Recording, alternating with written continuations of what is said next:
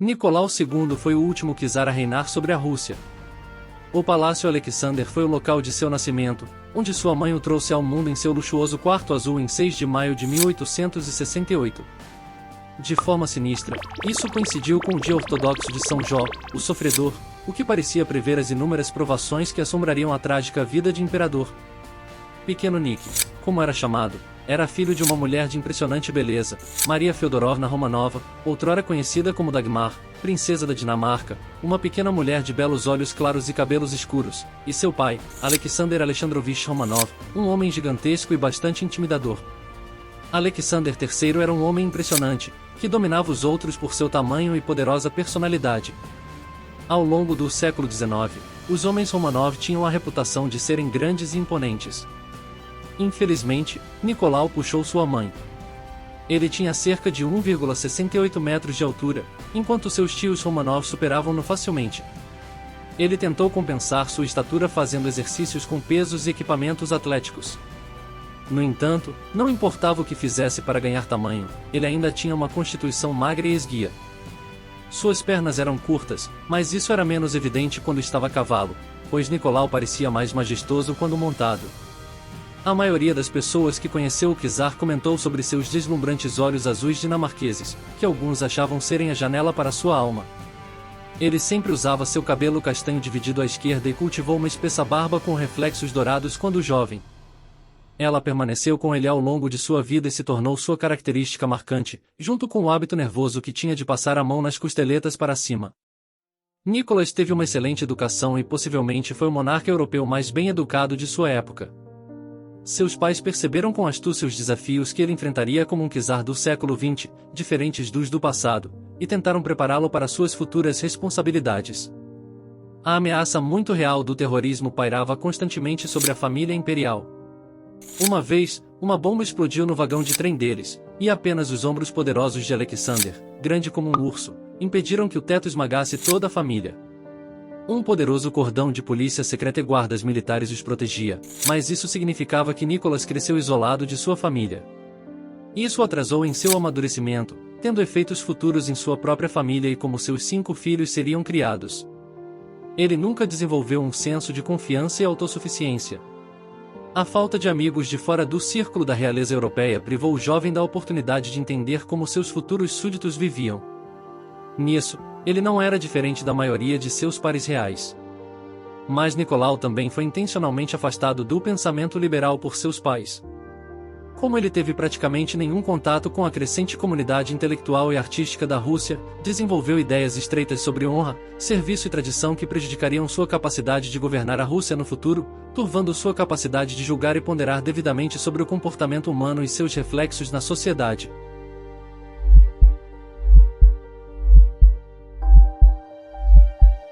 Como herdeiro real, Nicolau alcançou a patente de coronel na Guarda de Vida. Ele amava o exército e sempre se considerou um homem do exército. Seu caráter e hábitos sociais foram fortemente influenciados por seus anos como jovem oficial, e ele fez muitas de suas amizades mais duradouras entre seus colegas de armas. Esses foram seus anos mais felizes, quando estava quase livre de preocupações e preocupações com o futuro. Seu pai ainda era relativamente jovem, portanto, ele poderia esperar alguns anos para desempenhar o papel de um oficial aristocrático e elegante antes de ser chamado a servir seu país em um papel mais sério. O czarevich abraçou com entusiasmo a relativa liberdade da vida militar. Ele podia beber e se divertir como o mais hedonista de seus colegas de armas. A vida estava repleta de jantares regimentais, concertos, bailes e mulheres bonitas. Foi durante esse período que ele conheceu uma jovem dançarina do balé imperial chamada Matilde Kschessinka, que se tornou sua primeira namorada de verdade.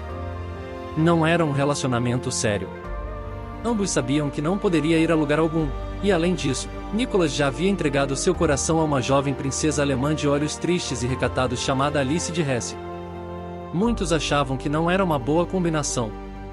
Alice não tinha as características de uma personalidade adequada e a agressividade desejada em uma futura imperatriz russa.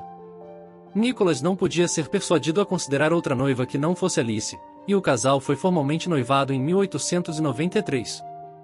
No outono de 1894, o pai de Nicolau desenvolveu uma grave condição de nefrite que piorou progressivamente. Os médicos de Alexandre aconselharam uma viagem ao clima ameno da Crimeia. O famoso curandeiro João de Kronstadt foi convocado ao leito do czar e morreu nos braços de sua esposa no palácio de Livadia, aos 47 anos, de nefrite. Nicolau sentiu que não estava pronto para governar. Ele sabia que a tarefa árdua de governar a Rússia era maior do que sua experiência e habilidades podiam suportar. No entanto, ele acreditava, mesmo com todas as suas inadequações e autocrítica, que Deus havia escolhido seu destino. O novo imperador levou seu juramento de coroação muito a sério e considerou a unção como uma experiência espiritual. Depois de coroado, Nicolau procuraria apoio e orientação primeiro dentro de si mesmo e, em seguida, em Deus, que lhe deu esse fardo. Rapidamente percebendo que estava cercado por enganos e interesses egoístas de burocratas e bajuladores, concluiu que, na terra, poderia confiar em poucas pessoas. Intimidado e enganado por seus parentes, ele cada vez mais se voltou para sua esposa em busca de apoio. Acabou tornando-se cético e desconfiado da natureza humana. A solidão e o isolamento seriam seu destino na vida, assim como de sua família.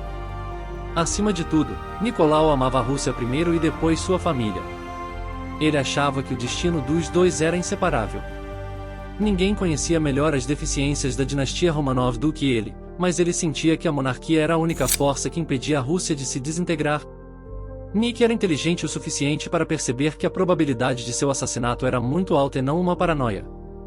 A decisão de Alice, agora, Alexandra, de se casar com ele e compartilhar seu futuro incerto foi um compromisso que ele sempre apreciou. Nicolau era um homem profundamente religioso e geralmente solitário, que preferia a companhia fiel de seus cães à companhia dos ministros do Estado. A caça em suas propriedades era um passatempo favorito, onde ele podia evitar a tumultuada política de São Petersburgo e os aborrecimentos dos ministros. Em vez de viver no Palácio de Inverno, no centro da cidade, escolheu viver no campo próximo. O Palácio Alexandre se tornou sua residência principal e Peterov seu refúgio à beira-mar. Em seu palácio, o czar trabalhava sozinho em sua escrivaninha. Recusando-se a ter um secretário, ele conduzia seus negócios por conta própria, com a ajuda de seu ajudante de campo, oficiais da corte e seus criados. Nicolau era um trabalhador árduo e diligente nos assuntos do Estado, embora suas realizações fossem severamente limitadas por sua tendência a focar em detalhes em vez do panorama geral. Ele estava incerto sobre suas próprias opiniões e sentia que pedir conselhos era sinal de fraqueza ou hesitação, algo impensável para um imperador. Portanto, ele tentava seguir seus próprios instintos, que eram limitados por sua experiência e criação estreita. Nicolau amava a música, especialmente Wagner. Tristão e Isolda era a peça musical favorita dele e de Alexandra. Quando tinha tempo, escrever para amigos ou ler eram passatempos favoritos após passar tempo com sua família. Era extremamente reservado e detestava ser tocado por estranhos, embora não fosse distante. As pessoas o achavam extremamente afável e gentil por natureza. Embora tenha sido elogiado por suas admiráveis qualidades pessoais, como um autocrata absoluto, Nicolau foi considerado e entrou para as páginas da história, como um verdadeiro fracasso. Ele achava impossível conciliar suas próprias visões estritas do que era certo e errado para a Rússia com a responsabilidade de um monarca moderno de comprometer suas próprias opiniões pelo bem da nação, resultando em ações questionáveis até os dias de hoje e episódios que mancham sua reputação. Como dito, era um homem inteligente, mas muitas vezes hesitava em tirar suas próprias conclusões de maneira segura, vacilava em questões importantes e tinha dificuldades em lidar com os assuntos de Estado. Isso fazia parecer fraco e contraditório para seus ministros, que achavam difícil entender seus verdadeiros pensamentos e seguiam sua liderança com dificuldade.